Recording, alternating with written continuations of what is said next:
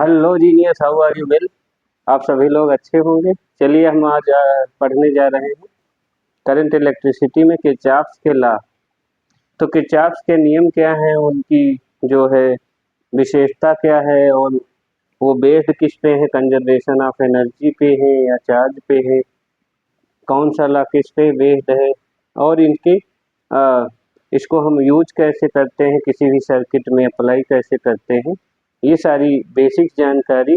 और ये हमारे बोर्ड परीक्षा का मोस्ट इम्पॉर्टेंट क्वेश्चन भी है जो आता ही रहता है लगातार।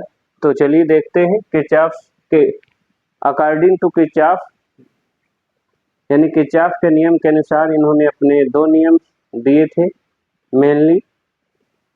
पहला जो नियम है उसको इन्होंने जंक्शंस रूल यानी संधि का नियम कहा था, और धाराओं से संबंधित है ये। तो इसके बारे में समझते हैं। तो according to first law, Kirchhoff के प्रथम नियम के अनुसार, the summation of all current entering or outgoing at a junction is known as algebraic sum of entering or outgoing current at a junction is equal to 0। यानी किसी भी संधि पर आने वाली समस्त धाराओं का बीजगणितीय योग शून्य होता है। इसको चलिए समझते हैं, इसकी मीनिंग क्या है, बेसिक मीनिंग क्या है, और इसको हम कैसे समझेंगे, मान लेते हैं। और इसको हम दैनिक जीवन से कैसे रिलेट करने वाले हैं। मान लें हमारे पास ये कोई जंक्शन है, पॉइंट ओ मान लेते हैं।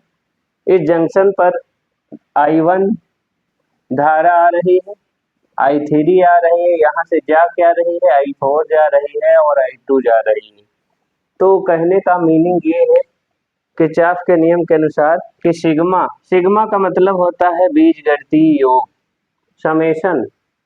समेशन ऑफ अलजेब्राइक समेशन यानी बीजगणितीय योग। अब बीजगणितीय योग हम लोग कैसे प्लस कब लेते हैं, माइनस कब लेते हैं, यहाँ पर हम लोग बहुत गलती करते हैं। तो इसको जानने वाले हैं अच्छे से। जो धाराएं आ रही है हमारी, जैसे I1 आ रही है जंक्शन की ओर, I2, तो हम उसको कंसीडर करेंगे पॉजिटिव, यानी हम लोग प्लस लेंगे हमेशा। तो हमारी I1 क्या हो जाएगी, पॉजिटिव, I3 भी पॉजिटिव हो जाएगी क्योंकि जंक्शन की ओर आ रही है।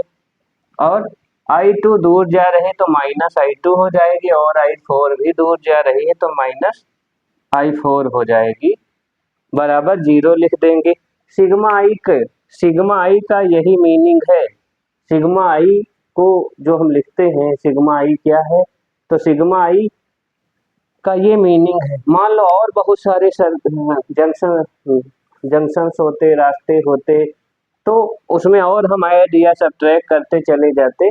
हम ये देखते कि किस तरह से धाराएं आ रही हैं जंक्शन पर कि जा रही हैं। 10-20 रास्ते भी हो सकते हैं, 40 रास्ते हो सकते हैं, तो हम ऐसे ऐड ऑन करेंगे। दैनिक जीवन के उदाहरण से समझे। मान लो कोई चौराहा है हमारे, मान लो ये कोई चौराहा है। अब यहाँ पर कुछ रास्ते हैं, यहाँ से कुछ गाड़ियाँ आ रही हैं, कुछ जा रही होंगी चौराहे पर, तो सभी आएंगी जिधर से मान लो इस रास्ते से आ रही हैं, चौराहे पर आके मिल रही हैं। मान लो इधर से 10 गाड़ी आई, इधर से 20 आई, कुछ इधर चली गई, कुछ इधर गई।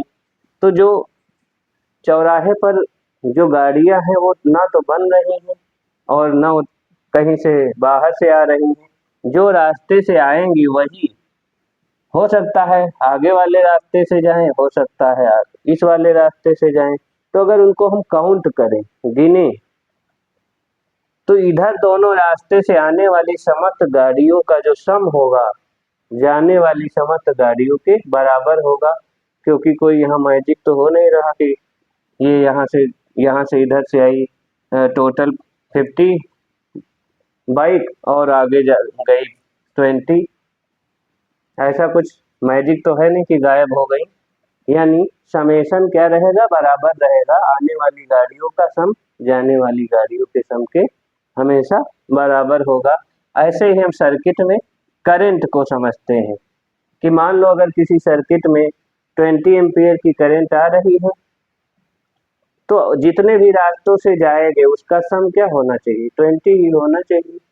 बेसिक है बिल्कुल। अब ये पूछा जाता है कि जो किरचॉफ का पहला नियम है ये कंजर्वेशन ऑफ चार्ज पर है, बेस्ड की कंजर्वेशन ऑफ एनर्जी पर है। तो हमारा किरचॉफ का जो पहला नियम है based on conservation of charge, ऊर्जा संरक्षण पर आधारित होता है, ऊर्जा संरक्षण पर आधारित होता है। वन लाइनर क्वेश्चन बहुत बार पूछा गया है, हम लोग देखने जा रहे हैं।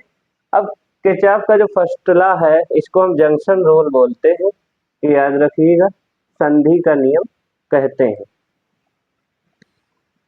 अब द्वितीय नियम के बारे में समझते हैं। तो दूसरा नियम क्या कहता है, दूसरा नियम बंद पास का नियम कहलाता है, लूप रूल कहलाता है, मेश रूल कहलाता है, या किरचॉफ वोल्टेज लॉ कहलाता है। इसी तरह से फर्स्ट लॉ जो है ये किरचॉफ करंट लॉ है। फर्स्ट लॉ जो है ये हमारा एक और नाम से जाना जाता है किरचॉफ करंट लॉ। और सेकेंड लॉ जो है KVL as a KVL, Kirchhoff voltage law के नाम से भी जाना जाता है। ये क्या है इसको समझते हैं।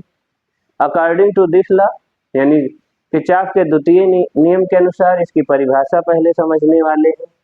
यानी यहाँ से समझिए, ये हमारे बंद पास हैं, ये एक हो गया, ये दो हो गया।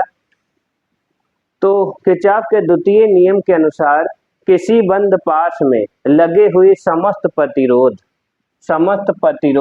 और उसमें बहने वाली संगत धाराओं का गुणनफल का बीजगणितीय योग उसमें लगे हुए समस्त विद्युत वाहक बलों के बीजगणितीय योग के बराबर होता है। तो ये कहानी आपको बड़ी लंबी लगी होगी, इसको समझते हैं कि क्या कह रहे हैं। यानी किरचॉफ का जो फर्स्ट लॉ है यहाँ पर यूज में हमारा आएगा, हम करंट को डिस्ट्रीब्यूट करेंगे उसके लिए भी यूज में आएगा। तो यहाँ पर देखते हैं सिग्मा आई आर, इसका नोटेशन क्या है, सिग्मा आई आर बराबर सिग्मा ई। इसको हम लोग अगर लिखना चाहें फर्स्ट मेश और सेकंड मेश के लिए तो कैसे लिखेंगे, इसको अंग्रेजी में अगर समझना चाहें तो कैसे समझेंगे। The product of corresponding current and corresponding resistance, the summation of product of corresponding current and corresponding resistance is equal to the algebraic sum of all EMF, यानी इलेक्ट्रोमोटिव सेल्स, लगे हुए सभी विद्युत वाहक बलों के बीजगणितीय योग के बराबर होता है। ये समझिए। ये इसको लिखेंगे कैसे, मान लो हमारा फर्स्ट मेश की बात करें फ्रॉम लूप 1, तो हम यहाँ कंसीडर करें इधर से धारा आई, यहाँ पर I1 चली गई इधर और ऊपर वाले में I2 चली गई। तो इसको मेश 1 मान लेते हैं, इसको मेश 2 मान लेते हैं। इसको लिखेंगे कैसे, तो देखिए फ्रॉम लूप 1 बंद पास 1 से, देखो I1 इधर से हम जा रहे हैं, ऐसे हम घूमेंगे तो I1 हो गई। जिस धारा के डायरेक्शन में अगर हम मूव करते हैं, इसका बेसिक समझ लो, धारा के डायरेक्शन में मूव करेंगे तो IR पॉजिटिव लेंगे, IR टेकन एज पॉजिटिव, और धारा के यानी करंट के अपोजिट डायरेक्शन में मूव करेंगे तो IR टेकन एज नेगेटिव, हम नेगेटिव लेने वाले हैं। और यहाँ पर एक बात कायदे की समझने वाली है, जो EMF होगा अगर हम माइनस से प्लस की ओर जा रहे हैं तो EMF प्लस होगा, और प्लस पोलैरिटी से माइनस की ओर जा रहे हैं तो EMF माइनस होगा। ये ध्यान से देखिएगा, इसमें बहुत गलती होती है। तो चलिए इसको लिखते हैं I1 R1 धारा के डायरेक्शन में है। अब यहाँ पर भी सेल के बारे में नहीं सोचेंगे, आगे आए। अब हम धारा के डायरेक्शन के विपरीत दिशा में चल रहे हैं, धारा ऐसे जा रही है, हम लोग ऐसे चल रहे हैं, तो हम लिखेंगे माइनस I2 R2 बराबर लगाएंगे। अब यहाँ देखेंगे कि कहाँ से कहाँ गए हैं, तो तो यहाँ पर E1 की बात करें तो माइनस से प्लस गए हैं तो प्लस लिखेंगे, E2 की बात करें यहाँ भी माइनस से प्लस गए हैं तो प्लस लिखेंगे, इक्वेशन 1 मान लेंगे। फ्रॉम लूप 2 इसी तरह से हम सेकेंड लूप में देखेंगे, तो यहाँ पर घूमते हैं, कैसे भी आप घूम सकते हो जैसा मन हो आपका। तो यहाँ से ऐसे चलेंगे तो I1 R1 क्या पॉजिटिव हो जाएगा, डायरेक्शन में चल रहे हैं, नीचे आएंगे इस तरह से मुड़ेंगे तो भी IR, यहाँ पर I धारा है और रेजिस्टेंस R है तो प्लस का रहेगा क्योंकि डायरेक्शन में IR बराबर लगाएंगे। अब देखेंगे E2 और E3 के बारे में। तो E2 माइनस से प्लस गए हैं तो क्या होगा, E2 हमारा पॉजिटिव होगा।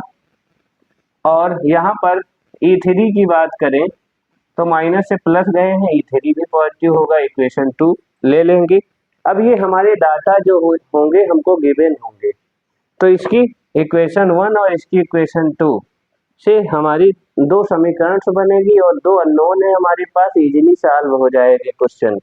अब यहाँ पर जंक्शन रूल अगर हम लगाएं तो हमें यहाँ पर एक चीज मिलेगी, यहाँ से धारा क्या आ रही है बेटा, यहाँ से धारा आ रही है I, जा कितनी रही जंक्शन पे, इधर I2 जा रही, इधर I1 जा रही है। तो जंक्शन रूल से आने वाली जो धारा होती है वो पॉजिटिव होती है और जाने वाली धारा जो होती है हमारी करंट जो होती है वो क्या होती है, नेगेटिव, और बराबर क्या होता है, 0।